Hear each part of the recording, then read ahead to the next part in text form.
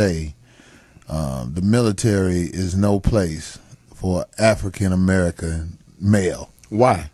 Because they give you orders to do the same things to other people that they did to you. That's Muhammad Ali's argument. It's really a scandalous thing that it's a whole bunch of black people in Iraq fucking people up on some orders of the same people that did that shit to you.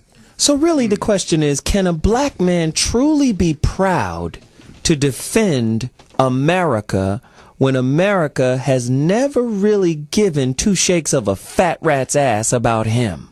I think that's the question. It reminds me of the people who said Chad Ochocinco, he should have went to jail. If you beat somebody upside the head enough, they gonna be like, hey, you know what? I need to do what this motherfucker say.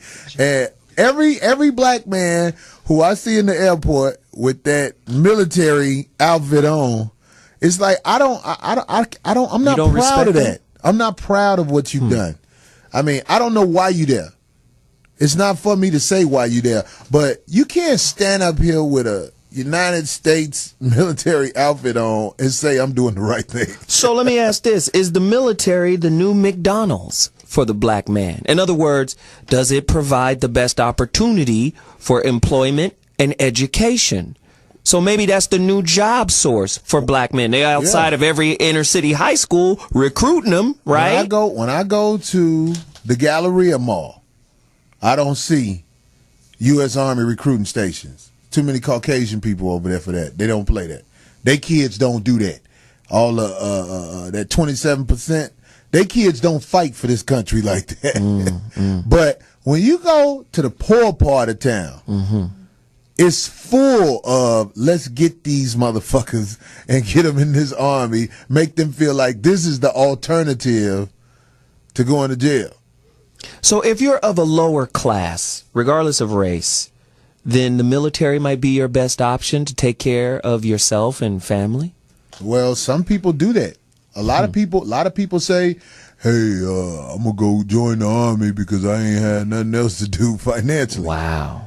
Didn't shit else work out? I tried to make a rap album. Might as well get in the army now. Might well go shoot these motherfuckers for these people that slaughtered mine. I want to say this to anybody in the military. Sometimes when you're young, you do things without really knowing what you're doing. Right. I'm sure it's a lot of young soldiers out there like, what the fuck am I doing?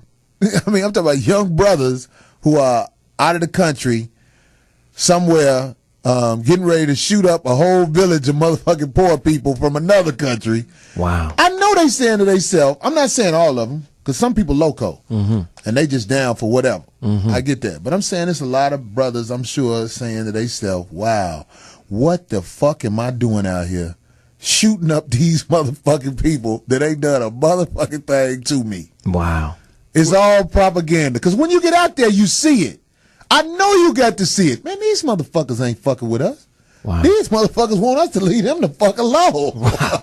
They really want us to get the fuck out their country, but we jacking they shit. Wow. Well, let me give you an example of what you're saying in terms of my own experience. I had a cousin who survived Vietnam. I had one that got killed in Vietnam. And the one that survived, he was 6'5". And he was furious because the cutoff back then was 6'6". And when he went to the jungles of Vietnam, because of the instruction and the sense of patriotism and this is our duty and et cetera, et cetera, et cetera. And he felt that way until they was out in the bushes one night and they had speakers and they were saying, soul brother, not your war. Soul brother, not your war. And he said the next day they had him out in front, the guide on. And he's the tallest one in the platoon, right? And the Vietnams had been so clever. See, people around the world know our history better than we do. And they asked, what are y'all doing over here, man? We done heard about Martin Luther King. Y'all ain't got no business over here. So my cousin was out front. And he said he heard a shot that started the firefight, right? And the guy standing next to him, little white boy, about 5'9", blew his head off. And then they playing the microphone. Soul brother, not your war. Soul brother, not your war.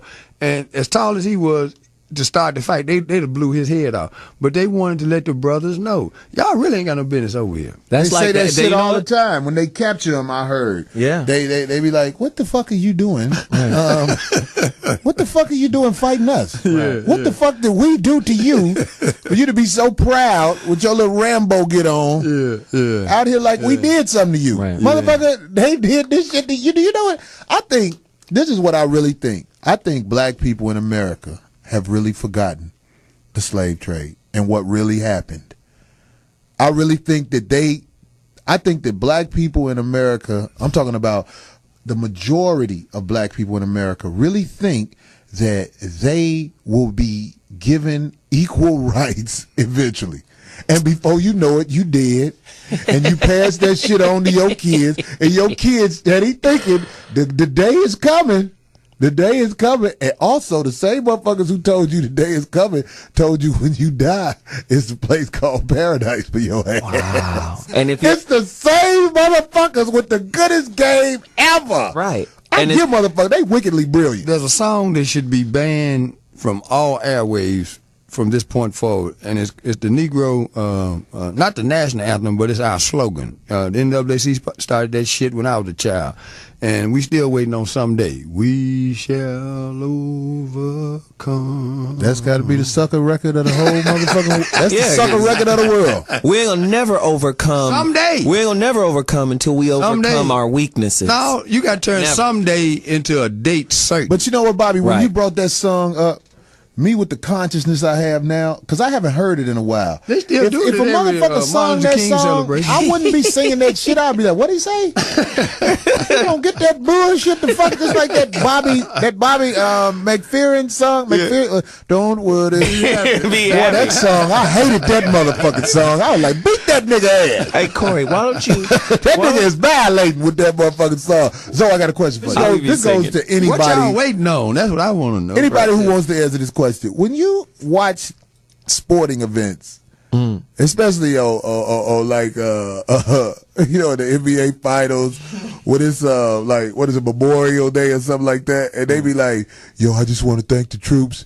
Y'all out there fighting for our freedom. If it wasn't for y'all, we wouldn't be able to enjoy these freedoms we have. How do you feel when you hear people say that? Annoyed. Simply because these are black guys who, but for their athletic ability, would be in situations where they would be subjected to the same kind of atrocities that you spoke of earlier, because that's how they treat us in Chirac. They don't do between Chirac and Iraq, okay? And so the fighting that goes on in the inner cities around the country, they take some of the kids who have better records now, because it used to be you could go to the military if you had a heartbeat. But then they start downsizing and saying, no, you got to be at least a high school graduate with some aptitude. But you still going to go over and die. All right, that's still the bottom line. But they're more selective now. Yeah, they hunting the smarter niggas. Yeah. They was like, keep the dumb niggas on the street. We'll get them eventually with the squad car. If you get a propaganda to the proper goose, because they attract you with, we're looking for a few good men. Look in the mirror. Is that you? Yes, that's me. I'm signing up. Okay. They really was perplexed. Wait. So it was niggas fighting in chains? Well, they still had them on their ankles, you know. Niggas was fighting. That is some funny shit, though, when you really think about it. Well, you mean slaves fighting chained up? Get up off my master! He gave us some soup made out of horse hoofs. Some horse hoof soup. You gonna try him? And some of the brothers that had escaped the plantation, they blended into the Indian population, and that's why you see a lot of people look like me with Indian ancestry. I got Indian in my family. Yeah, you hear that a lot. Oh yeah, absolutely. And the rest of them was thinking that, you know, like Stephen, man, if I kill enough of these Indians, you know, I'm gonna get a bigger piece of that fat back, you know. And so they were ferocious soldiers, and the Indians used to call them buffalo soldiers because they was ferocious, but they were perplexed by the fact that these brothers, with them chains rattling, was coming over and messing with them. They was lost niggas, right? Yeah. They was some lost. They was the first gangbanger. Right. What the fuck? How vicious of a soldier you gotta be to be asked to kill somebody while you chained up? You fight for whoever feeding you or whoever you fucking. Yeah. God damn. That is fucking insane. That conditioning is very powerful because there was certain segment of the black population that bought the notion that if we do enough for these white folks, eventually they would treat us like they treat each other. The Barack Obama that's approach. the bougie niggas today. That's That's still the Barack prevalent. Obama approach. And as you go through the progression of wars, the same thing happened. In they had the race riots in 1919 after the brothers had came back from World War I, and they thought that life was going to be better because that's why they went to fight in World War I against the That's Germans. why they went to vote for Barack Obama. Go ahead. And they came thought back, life was gonna be better. and many of them were hung in their uniforms, and they were POWs. And this is what might make some people mad. But my opinion is, if you are fighting for somebody who never gave you respect at all, what do you expect? People show you who they are. When people show you who the fuck they are, if you ignore it, that's on you. Something wrong with you. If you keep on trying to get acceptance from somebody who have basically told you you ain't worth the bubble gum on the bottom of my shoe that I stepped in some shit in. But isn't that the sickness in the affluent black community? It really manifests what Einstein said about doing the same shit over and over again and hoping for a different result. Yeah. At the end of the day, how crazy is it to then turn that around and say, I'm going to fight so hard that I'm going to gain your acceptance? I know that. Fuck that. I know that. What? If you really want to know what that's called, and I really want everybody to listen to me when I tell you this, that's pimping, baby. Wow. That's motherfucking pimping right there. Wow.